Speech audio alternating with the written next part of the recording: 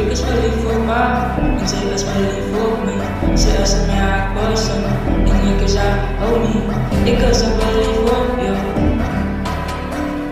en zij is wel lief voor mij. Ik is ook wel lief voor pa, en zij is wel lief voor mij. Ze is een haar person, en ik is haar homie. Master papi op iedereen, hij zei wat hij zo vindt. Hij zei wat hij zo vindt. Zo ik is wel lief voor pa, en zij is wel lief voor mij. Ze is een haar person, en ik is haar homie. Master papi op iedereen, hij zei wat hij zo vindt. Hij zei wat hij